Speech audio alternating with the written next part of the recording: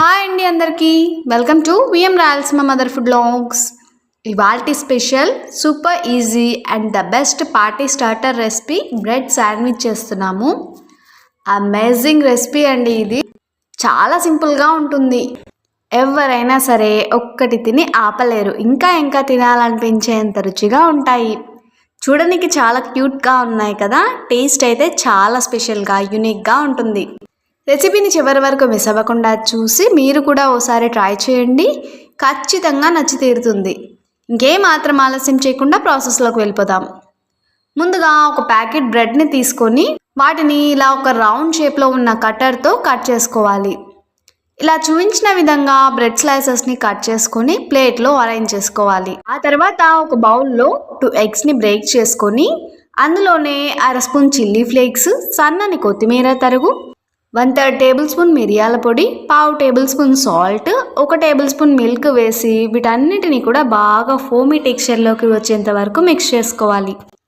ఇలా ఈ టైప్లో బాగా మిక్స్ చేసుకొని కట్ చేసుకున్న బ్రెడ్ స్లైసెస్ని ఈ ఎగ్ మిక్చర్లో డిప్ చేసేసుకోవాలి. ఇలా బాగా 1 నిమిషం పాటు డిప్ చేసేసుకొని బ్రెడ్ క్రమ్స్తో కోట్ చేసుకోవాలి. ఇలాగే మిగిలిన స్లైసెస్ని కూడా బ్రెడ్ క్రమ్స్తో కోట్ చేసేసుకొని ఒక ప్లేట్లో అరేంజ్ చేసాము. ఇప్పుడు స్టవ్ మీద డీప్ ఫ్రైకి సరిపడా ఆయిల్ని హీట్ చేసి కోట్ చేసుకున్న బ్రెడ్ స్లైసెస్ని వేడి ఆయిల్లో వేసి డీప్ ఫ్రై చేసుకోవాలి. వేసిన వెంటనే కదపకుండా కాసేపు ఆగి మరోవైపుకు తిప్పుకొని క్రిస్పీగా అయ్యేంత వరకు డీప్ ఫ్రై చేసుకోవాలి. ఇలా గోల్డెన్ బ్రౌన్ కలర్లోకి వచ్చేంత వరకు డీప్ ఫ్రై చేసుకొని ఒక ప్లేట్లోకి తీసేసుకోవాలి. ఇలాగే మిగతా వాటన్నింటినీ కూడా డీప్ ఫ్రై చేసుకొని ఉంచాలి. ఇప్పుడు ఒక ప్లేట్లో సన్నని ఆనియన్ తరుగు, క్యారెట్ తురుము, 2 టేబుల్ స్పూన్ సన్నని capsicum, 1/2 cup cabbage, 1/2 table spoon మిరియాల పొడి, రుచికి సరిపడా salt, 1/2 table spoon oregano, 1/2 table spoon peri masala powder, 2 table spoon mayonnaise, 1 table spoon tomato sauce వేసి బాగా మిక్స్ చేసేసుకోవాలి.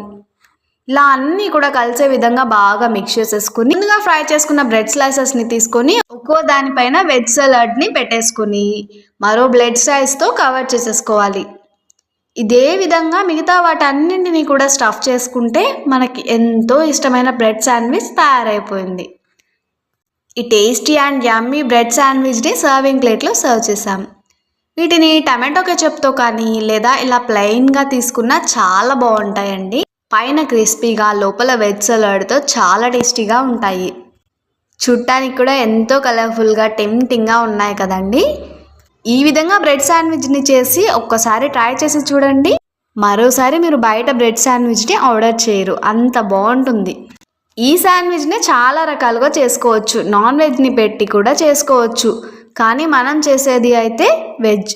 ఈ చల్లని వాతావరణంలో ఈవినింగ్ టైంలో ఈ శాండ్విచ్ని చేసుకున్నారంటే హాట్గా చాలా హ్యాపీగా ఎంజాయ్ చేస్తారు. మరి ఇంత టేస్టీ అయిన బ్రెడ్ శాండ్విచ్ రెసిపీని ఫాలో అవుతూ మీరు ట్రై చేయండి. చాలా టేస్టీగా ఎంజాయ్ చేస్తారు. పిల్లలు అయితే చాలా హ్యాపీగా ఫీల్ అవుతారు. ఈ టేస్టీ అండ్ యమ్మీ శాండ్విచ్ రెసిపీతో పాటు ఇవాల్టి మన పొడుపు కథ వచ్చేసి తెల్లకోటు తొడుక్కున్న ఎర్ర ముక్కు దొర. ఏమిటది? కొవ్వొత్తి. మన వంటలు నచ్చిన వారందరూ కూడా లైక్ చేసి తెలిసిన వాళ్ళందరికీ షేర్ చేయండి. కొత్తగా చూసే వాళ్ళైతే మన ఛానల్ని సబ్స్క్రైబ్ చేసి పక్కనే ఉన్న బెల్ ఐకాన్ని క్లిక్ చేయండి. అప్పుడే మన టేస్టీ రెసిపీస్ అన్నీ కూడా మీకు నోటిఫికేషన్ రూపంలో వస్తాయి. అలాగే ఇన్స్టాగ్రామ్, ఫేస్బుక్ పేజ్ని కూడా విజిట్ చేసి లైక్ చేయండి.